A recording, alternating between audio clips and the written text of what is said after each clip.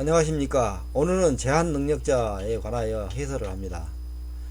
제한 능력, 즉 능력이 제한되는 사람입니다. 여기서 능력은 행위 능력이니까 행위 능력이 제한된 사람. 여기서 행위 능력은 스스로 유효하게 법률 행위를 할 수 있는 능력입니다. 제한 능력자에는 미성년자, 피성년 후견인, 피한정 후견인이 있습니다. 민법이 개정되기 전에는 한정치산자, 금치산자라는 용어가 있었습니다. 그 용어들이 한정치산자, 금치산자가 피성년 후견인, 피한정 후견인으로 바뀌면서 내용도 개정이 되었습니다. 행위능력의 적용 범위입니다. 행위능력 제도는 법률 행위에 적용되고 가족법상의 행위에 대하여는 원칙적으로 적용되지 않고 특별한 규정이 있습니다.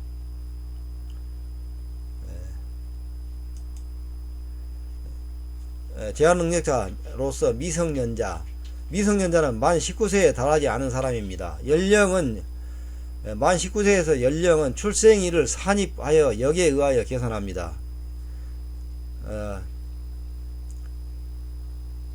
이 내용은 다시 뒤에 나옵니다. 만 18세 미성년자가 부모의 동의를 얻어 혼인할 수 있습니다. 혼인한 후에는 완전한 행위 능력자가 됩니다. 여기서 혼인은 법률 혼입니다. 미성년자 행위 능력, 법률 행위를 하려면 원칙적으로 법정 대리인의 동의를 얻어야 합니다. 미성년자가 법률 행위를 하려면 원칙적으로 법정 대리인의 동의를 얻어야 하고 동의 없이 한 행위는 취소할 수 있습니다. 동의는 명시 또는 묵시적으로 가능하며 동의에 대한 증명 책임은 동의가 있었음을 이유로 법률행위의 유효를 주장하는 자, 즉 상대방에게 증명 책임이 있습니다. 판례를 보면 미성년자 소유토지가 미성년자 명의 소유 문서에 의하여 타에 이전 등기된 경우 그 등기는 적법하게 격려된 것으로 추정합니다. 이 판례는 등기의 추정력에 관한 판례로 봅니다. 동의가 없어도 되는 미성년자의 행위가 있습니다. 권리만을 얻거나 의무만을 면하는 행위, 미성년자에게 이익만을 주는 행위로 개별적으로 판단합니다. 부양하지 않은 친권자를 상대로 한 부양료 청구는 미성년자가 단독으로 할 수 있고, 부담 없는 증여를 받는 행위나 채무 면제 계약의 경우에도 미성년자가 권리만을 얻거나 의무만을 면하는 행위이므로 미성년자가 동의가 없이 단독으로 할 수가 있습니다. 부담이 없는 증여입니다. 부담 없는 증여. 부담이 있는 증여가 있을 수가 있죠. 예컨대 미성년자에게 부동산을 증여하면서 증여자가 미성년자에게 부양 의무를 부담시킨다면은 이 부양 의무는 부담이 있는 부담입니다. 그러므로 부담 있는 증여가 돼서 미성년자가 동의 없이 증여를 받을 수가 없습니다. 그 다음에 채무 면제 계약은 의무만을 면하는 계약입니다. 의무를 면함으로 미성년자가 동의 없이 할 수가 있습니다. 다음으로 범위를 정하여 처분이 허락된 재산의 처분 행위로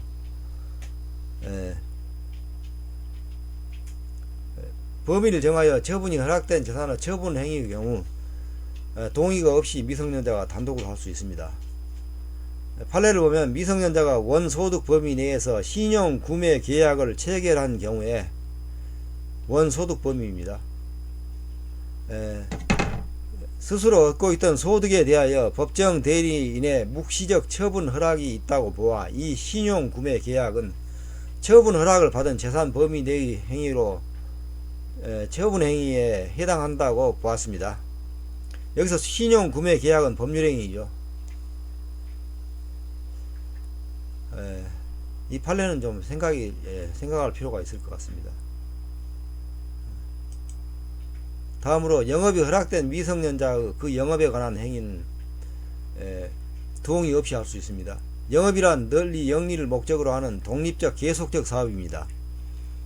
허락은 특정한 방식을 요하지 않으나 후견인이 동의하려면 후견 감독인의 동의를 받아야 합니다.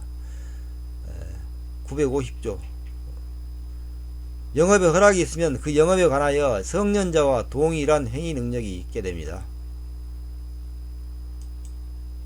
미성년자가 단독으로 할 수 있는 행위 그 밖에 더 있습니다. 대리 행위입니다. 미성년자가 대리인이 될 수가 있습니다. 대리인 즉 미성년자를 대리인으로 선임을 하게 되어 미성년자가 대리인으로서 법률행위를 하게 된다면 그로 인한 위험은 본인이 부담하게 됩니다. 그러므로 미성년자가 대리인이 될 수 있는 겁니다. 미성년자가 대리행위를 하면 그 행위의 효과는 본인에게 기속하므로 본인이 그러한 위험을 부담하게 되는 겁니다. 다음으로 유언입니다. 만 17세에 달하면 유효한 유언을 할 수가 있습니다. 1061조 무한 책임 사원이 되는 자의 그 사원 자격에 기한 행위입니다.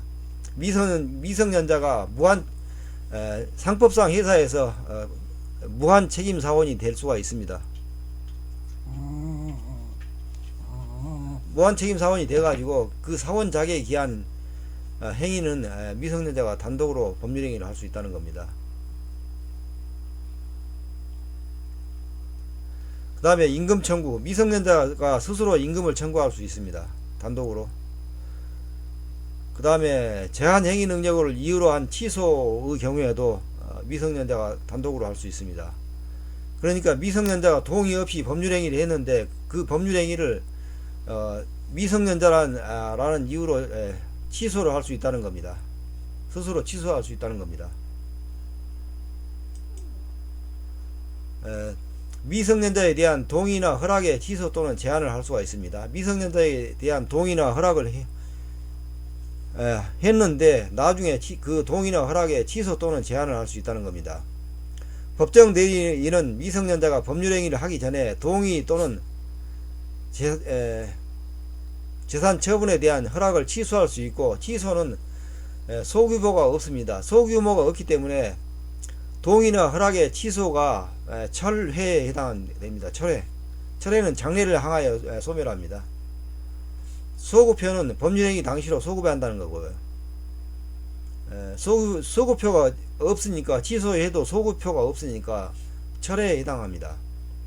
법정 대리인은 미성년자에게 준 영업 허락의 취소 또는 제한을 할 수가 있고, 여기서 취소는 철회입니다. 같은 말을 반복했습니다. 영업 허락의 취소 또는 제한은 미성년자와 거래한 선의 제3자에게 대항할 수 없습니다. 선의 제3자에게 대항할 수 없다는 겁니다.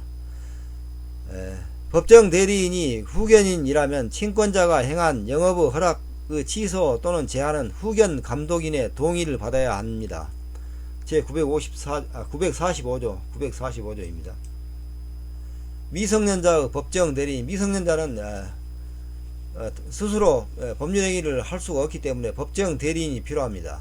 이 법정 대리인으로는 친권자가 있고, 친권자는 부모입니다. 부와 모, 친권자. 부모가 없거나 부모가 친권을 행사할 수 없는 경우에는 후견인이 법정 대리인입니다. 후견인은 지정 후견인, 선임 후견인 순서로 됩니다. 후견인, 선임 순서가 있습니다. 이렇게 후견인이 되는 순서가 있는데, 지정 후견인이 먼저 법정 대리인이 되고, 지정 후견인이 없으면 선임 후견인이 법정 대리인이 된다는 겁니다. 법정 대리인의 권한입니다. 법정 대리인은 법률행위에 대한 동의권, 다음에 대리권, 법정 대리인이 미성년자를 대리하여 법률행위를 할 권한이 있다는 겁니다. 취소권, 법정 대리인은 미성년자가 독자적으로 한 법률행위에 대한 취소권이 있습니다.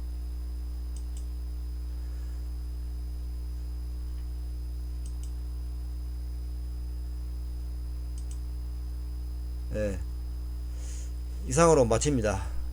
시청해 주셔서 감사합니다.